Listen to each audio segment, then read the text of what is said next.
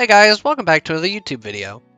I've been working to create this video for the last month and a half. Sadly, that has led to me not being able to upload or stream on a consistent basis.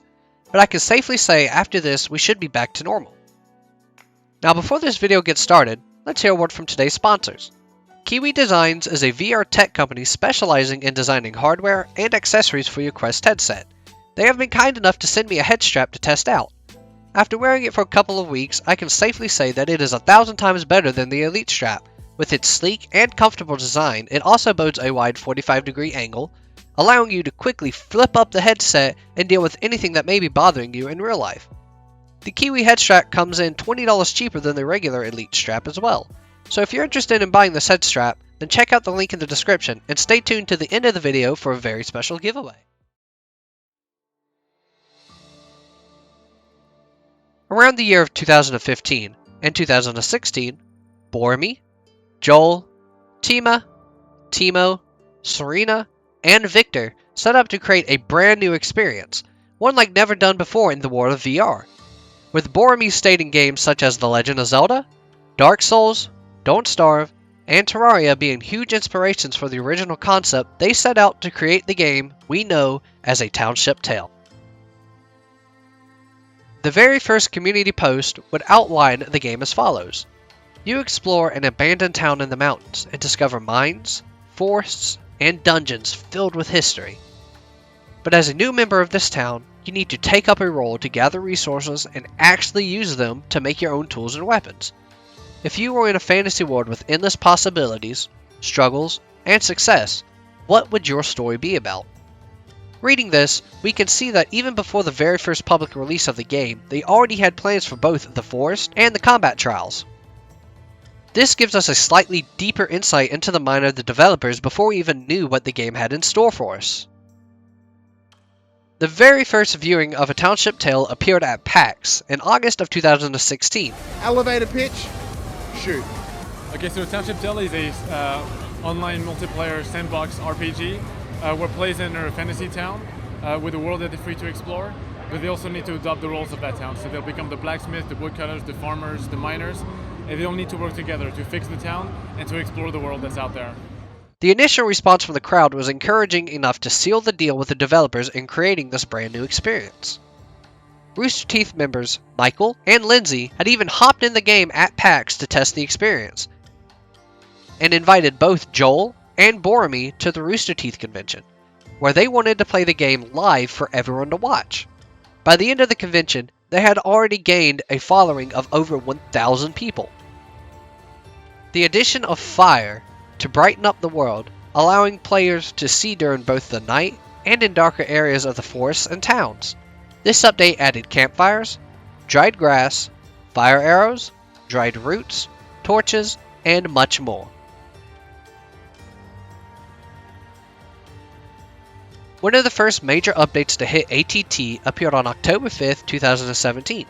Posted by Serena, it reads, "Character creation is always my favorite part of playing RPGs, and having a huge variety of options is super important. Before you set off into the world full of strange creatures and other players, you will spawn in a room with a character you wish to create. The first cosmetics to be added was different types of noses, haircuts, beards, and Serena's personal favorite, wacky mustaches, as well as having a few different shirts and colors to choose from. You would create your very first ATT character." With Serena signing off on the post stating, "A Township Tale gives us the opportunity to have some really valuable experiences with other players, and having such a huge variety of characters and cosmetics really solidifies those moments. If only Serena would know just how many cosmetics would be added to the game, I'm sure 2017 Serena would surely faint." The next major update would come out just mere days later, as on October 13th, 2017, just 8 days after the cosmetics showcase, Boramy revealed blacksmithing and how it would work and play in A Township Tale. The original molds looked completely different than what we have today, having the mold slide into the side of the smelter instead of today's placing on the side of the smelter. That wasn't the only thing to change, however, as even the amount of ingots it took to create a tool was different. Boramy showed us in this GIF to create a sword it cost 7 ingots instead of today's 6. One of the other noticeable changes occurred in iron. When we got our first look at iron in the smithing update, it was colored a darker gray, almost black, with a rougher texture that would be fined when crafting it with a hammer or handle. This update also shows the very first public release of the Township Tale Discord. The next update was less serious and more of a, well, games inside of a game showcase. A few of the games listed are still played today, such as bag tossing and Smeechy Racing. Smeechy Racing brought back memories I forgot I had. The third major update came in the form of PvE, or Player vs. Environment. Posted by Victor in November of 2017, he writes, "Picture this. You're in the middle of a forest, talking with your friend, when you bend down to pick up a mushroom. From behind you hear a new sound, a thump. It pushes your mind into fight or flight mode. Turning around, you see it's an enemy. It's time to fight." Victor also explains how in other games you would fight enemies from a top-down, first-person, or third-person camera, never allowing you to be fully immersed in the fight. Have you ever been playing a racing game and you leaned your body all the way to one side to try and turn your car faster? Or jumped in the air when trying to jump over an obstacle in a horror game? Well, in VR you can dodge that attack by twisting your body or blocking it with your shield, as Victor also stated in his blog post. The following blog posts were smaller updates to keep the community going until a bigger update followed. In these updates, Timo, Boramy all discussed what it was like to battle other players in PvP or player versus player combat. They also discussed what it felt like to be deep within the caves, with Boramy stating, "Going deeper in the caves you'll come across a much darker themed cave system. The walls are lined with growths, pale plants growing between cracked rocks, and you'll have to avoid toxic goo pits, with all showing up in today's game except for the toxic goo pits. Could this lead to a future update? Or was it merely a design that was left in concept limbo?"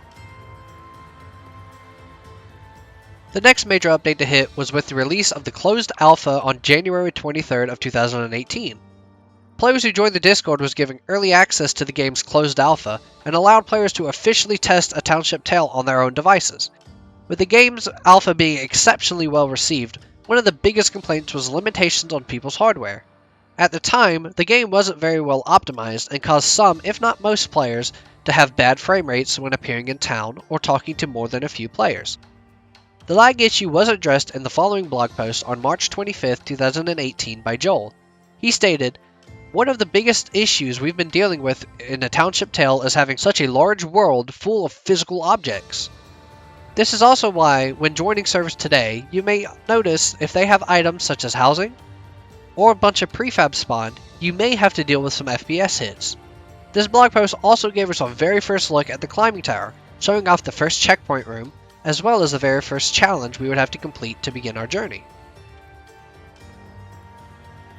We will be skipping a few blog posts for now, as they were mainly showing off different ways of playing the game, such as archery, woodcutting, durability being reintroduced, and finally a new lighting system. The update we will be looking at, however, came out on May 29th of 2019. Joel labeled this update Character Customization.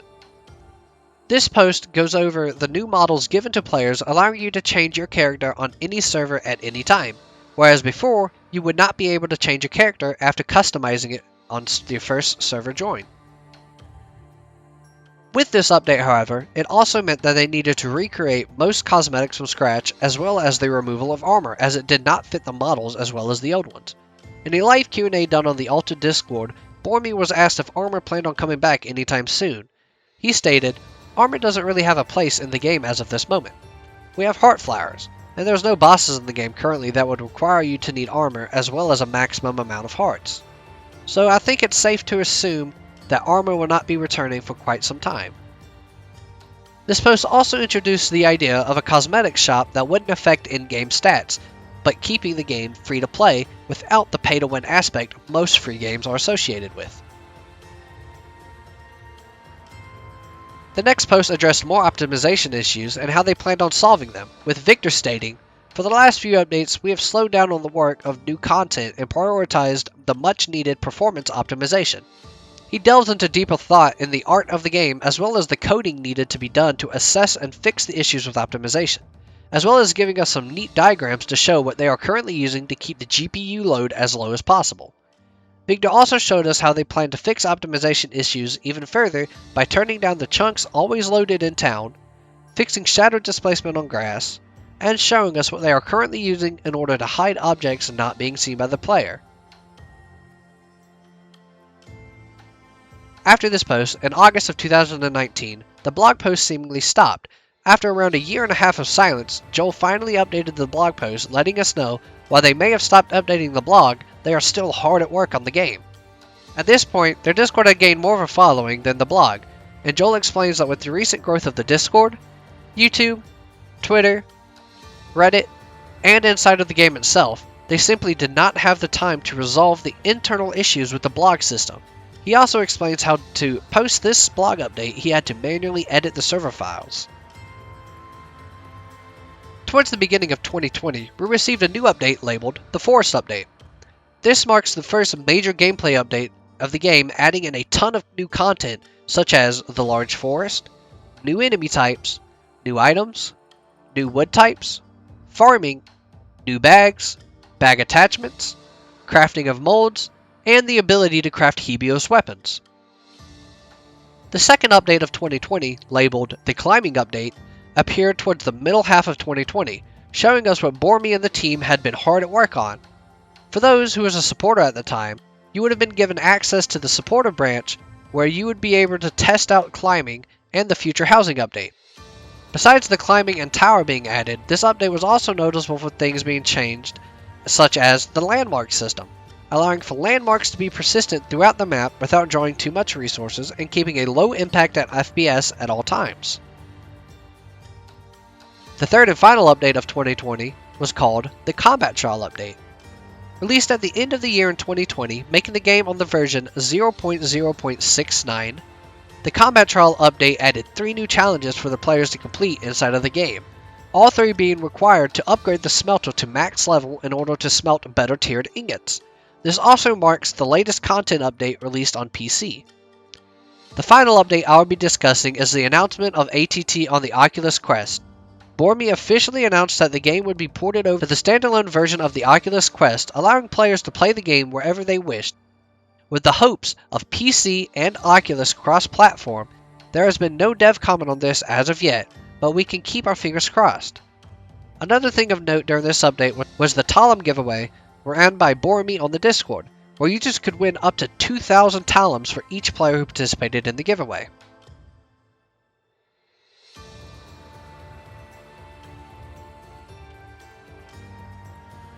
Creating A Township Tale, was there any names you guys used before landing on ATT?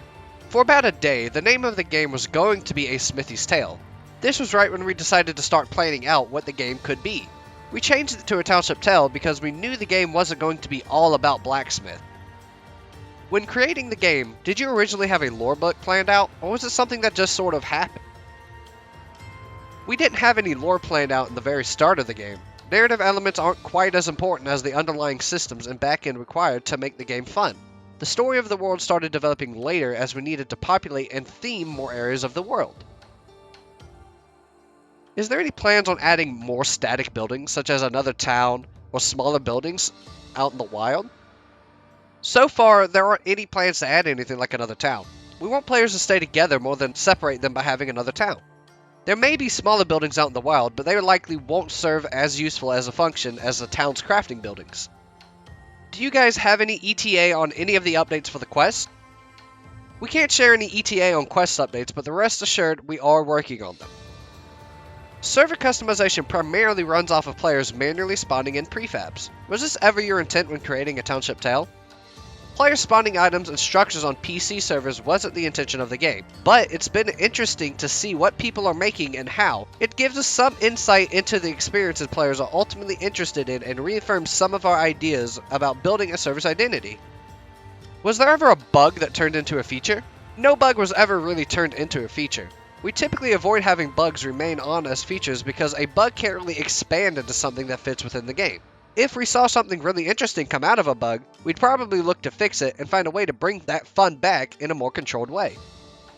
Is there any plans on releasing any official ATT merch at any time soon? We've just recently released some Christmas cards made by Other Val, one of the community members, as well as an Ulta mug. For other types of merch, we're always evaluating providers and designs. So, what's next? With content updates seemingly stopping after the release of the Quest version, what's next for A Township Tale? Boramy has said the following in response. We are pausing the work on future content updates until we have the Quest and PC version caught up to one another. This means that we will have to merge the code between the PC and Quest to make it easier to implement new updates side by side instead of working on them one at a time. So with that being said, when will the next content update for ATT be? Well, there is no definite answer on this question, as anyone who knows the slightest bit of coding will know the amount of work and frustration that goes into this even simplest of codes. Now take that and multiply it by 1,000. That's not even a fraction of what the dev team is currently up against when it comes to updating the Quest, let alone PC version of ATT. Now with that being said, I hope you guys enjoyed this video. Make sure to leave a comment letting me know what questions you would like to ask the devs, and make sure to leave a like on this video.